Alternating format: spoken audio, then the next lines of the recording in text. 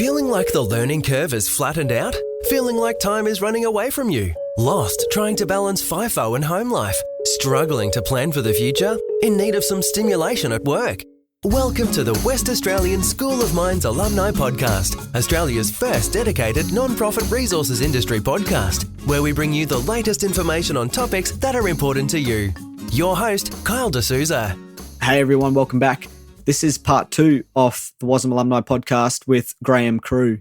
In this episode, we talk about the challenges that Crewy faces in Tanzania. We also talk about the opportunities that he's found doing business there.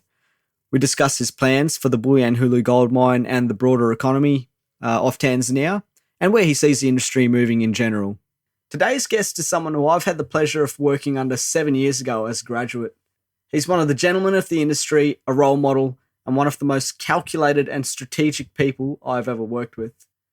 Today we're talking with Graham Crew, as most of you will know him as Crewy. A quick introduction: Graham Crew is a mining engineer who graduated from WASM in 1996. He's currently General Manager at the iconic Bulyanhulu gold mine, operated by Acacia Mining, located 50k south of Lake Victoria in Tanzania. Prior to this, he was the Operations Manager with gold producer La Mancha Resources, Australia, during their expansion from 30,000 to 170,000 ounces per annum. This included construction of the 1.5 million tonne per annum Wangari processing facility.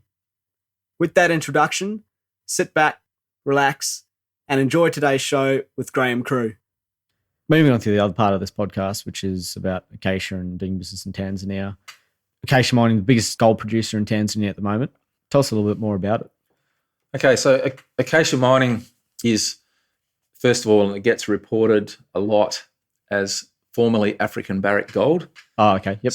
So Barrick is still a major shareholder of Acacia, although over the last, I think it's 3.5 years, that since Brad Gordon became CEO, there's been a kind of a more of a separation from Barrick. So it is a standalone company. So it's one of the really attractive things, or for me, to Acacia on joining, was it's a people-focused company. Mm-hmm. So, Brad's really set about trying to change the culture of Acacia and to give people a focus on, what's really important. That it's really important. We can really make a really valuable contribution to a country like Tanzania, which is still one of the poorest countries in the world. Yep. Through the mineral wealth that exists there, to help industrialise, to help develop the economy, to help develop the people, and really be part of changing that whole country. So, Brad's got the vision of a Pan-African gold company that's has its heart in Tanzania, but goes beyond that as well. So, I think Acacia on its own is roughly 2% of GDP of Tanzania. So it's a really big contributor, and it's something that I take with a bit of personal pride to be part of. Really helping to develop a nation. I hope. Yeah, absolutely. I've just got a few stats here. Obviously, my connection with Kenya, and I've seen the changes happen in Kenya from a philanthropic side. So 2015, 7% economic growth, population 41.2 million people, a labour force that's growing by 800,000 people every year. So it's really got everything that a growing economy needs. Sure. On the side of the skill set to actually run these mines, have they got those facilities in place now in Tanzania? Yeah. So look, there's good mining programs in Tanzania. There's good access to mining engineers, geologists, metallurgists, so on. So there are some good programs in Tanzania. University of Dar es Salaam and University of Dodoma, etc. So there is the industry there is still developing. So if you look at Bulyanhulu as a mine, it's 17 years old, and it's the oldest underground mine in Tanzania. There's been a few open pit mines along the way as well, but it's still a developing industry. So the potential is definitely there. There are more. So 4 years ago, Bulyanhulu was the only underground mine. We've now gone underground at North Mara. Gator is starting to go underground as well for Anglo Gold Ashanti. Yep. So, and some other underground mines currently on the drawing board. So, we've gone from 1 underground mine in country to 4. Yeah. Certainly nothing like Western Australia yet. Yep. But, if, to me, Bulyanhulu is a 20 million ounce deposit. Yeah. There's more than one out there. Yeah, absolutely. So the potential that the industry has to develop the economy in Tanzania is absolutely massive. Yeah, absolutely. Technical challenges that you're facing on the site at the moment. Technical challenges. So, how I gave you that tip before as a general manager, not to dive back into your own roots. But, but the technical challenges at Bulyanhulu are really, there's 2. The mining is where the technical challenges are. Yeah. You're talking about a Kandana style 1 to 1.5 meter wide ore body. Yeah, like the rocket. Yeah, like the rocket. Yep. With the black shales, what we call argillite there. So it's quite challenging. Now you're talking about that. It's quite flat, vertical. They're very vertical. Yep. Very similar. You're walking down the drives at Bulyanhulu, you could almost be at Frog's Leg or Rubicon. Very similar, except that there's a lot more chalcopyrite and pyrite in the ore. But it's the 50% of the reserve, the 6 million ounce reserve that we currently have, is between 1,100 metres and 2,000 metres below surface. Yeah. Yep. So, you're talking about a very narrow ore body. Dilution's a big problem, and then you've got to get all the people down, all the way down to 1.5 k's below the surface, and you've got to get the ore all the way up to the surface. Yeah. Are we talking fully mechanised now, or Yeah. So one of the conversions that Acacia has done is it's gone from a conventional cut and fill to fully mechanised. Yeah, right. That's great, and that's happened over a 3.5 year period. But it is very challenging. You alluded to the technical skills before. Yep. That we're still having to do a lot of work on the technical side. And you even know from working at Frog's Leg how dilution can be a big problem. Yeah. Especially when you had shales on the hanging wall. Yep. We have exactly the same issues. Greater depth. Probably less skilled miners at this point in time. Yep. Some of the equipment, it's not that great. So we're in a capital recapitalisation phase again at Bulyanhulu. Yep. So, just that depth, ventilation, we've got 28 megawatts of cooling power planned over the life of mine plan, just because of the depth and diesel equipment and so on. So, that's the narrow vein and deep are the 2 main technical challenges that we have. And what sort of life of mine? Currently, about 20 years. Wow. Okay. So and that's just the one load.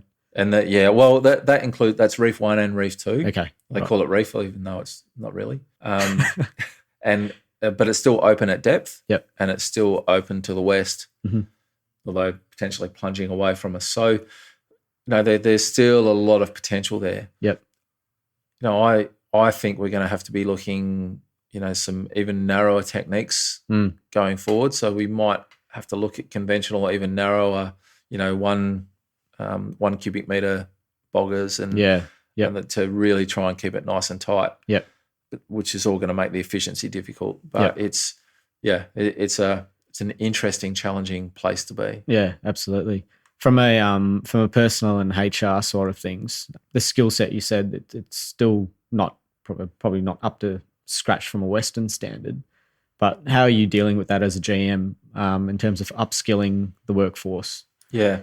Look, I still think this is an area where we could do a lot more work. So we have Burncut doing development. Yep. So one of the things and this happened before I started there, they brought Burncut in to start doing the development. Now Burncut have about 75 expatriates, a lot of them in the maintenance side. Yep. A lot of them in the training side.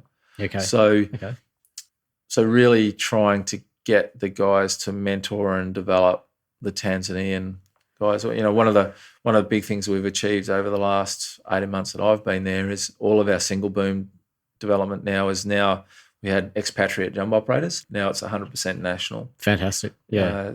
And we're getting good results. So that's, I think that's a big achievement and something that we've worked on, really hard with burn cut. So, I think where we do have expatriates in Tanzania working in the mines, what's really important is we identify who are the talented Tanzanians. We only need to identify the top 5 or 10%.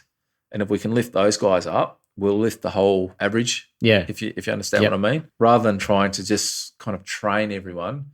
If we identify the top guys and really develop them, we'll get that skill set. So, I think that's part of my role as an expatriate general manager. Yeah. And every expatriate that's there, and that's something that I really, really emphasise to my team is, we've got to identify who the top guys are and really help them develop. What advice would you have there's a lot of people heading to Africa at the moment. What advice would you have for them in sort of settling into that culture? Where things go slow. That's probably the biggest thing that killed me in Kenya was how slow things operated. What advice would you give to people adjusting to? Look, that's the biggest tension. Yep. That's the biggest tension I find. It's the biggest tension I find, especially with Australians. Yeah. Is, it's very easy to say, oh, this is Africa, that's the way it is, roll with it. I don't think that's the right answer. I think that's a soft option. Mm-hmm. But at the same time, you need to have the right level of patience to understand, if you take a fitter, for example, that guy might be the first person in his family that's ever got a qualification and has ever worked in anything other than the family farm. Yeah, exactly right. Yeah.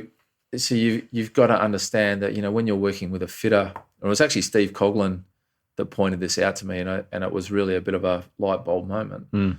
You're working with a fitter in Australia. How many fitters do you know that don't work on motorbikes and cars on their week off or their weekend, or their father was in that line of business, or there's a multi-generational understanding and a passion about machines and things that that those guys just don't have. Yeah. So it's about finding that right balance between accepting that it's not the same, but also as an expatriate coming in, part of our job is to not just accept that and is to really help people develop. Yeah, you just answered my question. I was going to ask you, well, then how do you take that culture and then slowly transform it into one which aligns with productivity? Yeah, and that's your job. Yeah. As an expatriate, the way I see it, that is your job, is to help the guys understand. The best thing we can do for Tanzania, a country that wants to industrialise, is to create efficient mining businesses and create people or help people understand that efficiency is not something they should be afraid of. Yeah. It's actually something that will help their country develop. Yeah, exactly. And you said, like Qantas makes up 1% of Australia's GDP. So putting it into perspective, just on its own, that's saying that acacia mining makes up twice the size of Qantas in Australia. Yeah, absolutely. When you consider it that way, you think this one company can make such a considerable difference to how this economy exactly works. Right. So exactly. Are there a lot of other mining companies from Australia operating in Tanzania? Look, the industry is relatively small, although it's quite big in GDP terms. Yep. But you're talking about a small GDP. The Anglo Gold Ashanti are the other big company that are in Tanzania at Gator, and that's a fantastic mine. And AGA are a company that's well experienced in Africa. So there's a few Aussies there involved, especially now that as they're going underground. They've got the guys from AUMS, Barminco Ausdrill joint venture in there. There's a company called OreCorp that we're currently working with. They've got a deposit at a place called Nyanzaga that they're taking to feasibility level. There's some guys looking at graphite in Tanzania. So that's good. There's a few Australian influences, and there's a heavy WASM influence in acacia as well. Brad Gordon's CEO, he's a WASM graduate. Mark Morecambe's the COO, he's a WASM graduate. So, we've got a few of the WASM boys starting to make a difference in Tanzania as well. There's actually a WASM graduate in Kenya, Jerry Conlon. Not sure if you heard about him. So climbed the ranks underground, became first-class manager, everything, and then became a priest. So he's actually at the foothills of Mount Kenya. Okay. Yeah, Jerry Conlon. I'll put you in touch with him. Yeah, absolutely. He's an absolute cracker of a bloke. Yep. Where do you see Africa in 5 to 10 years' time, in particular East Africa, which is growing ridiculously fast? Yeah, well, I mean, you mentioned before, there's Australians heading there and there's people heading there. Look, Africa is, for me, it is, Africa and South America. And if you look at the history of the mining industry, developed in Europe, then into North America, Australia, Africa and South America, there has to be, the next 50 years of mining are going to be in those places. Yeah. And then onto Asia. Yep. I think. So, I think it's for me, and that's one of my attractions for going there as well was, I think that's a lot of the future of the industry. You're talking about, even if you just look at Tanzania and Kenya similarly, you're talking about large populations of people. You're talking about large potential mineral endowment that is underexplored. Exactly right. Yeah. You are talking about developing economies, and you and I, we're biased because we work in mining, but mining is a start of every developed economy because without mining, you don't have iron ore to build buildings, you don't have minerals to build cars, etc. So mining is going to be a critical part of the development of those economies for the next 25 years, in my opinion. So, it's good to be on the ground there now and to be seeing that and hopefully to be contributing to the development of the skill set for those countries to be able to develop their resources efficiently. Well, look, I think that just about does us for today. Thanks for making the time to come in. You have to change your flights to to be here, but it means a lot. It's great to have you on. That was good.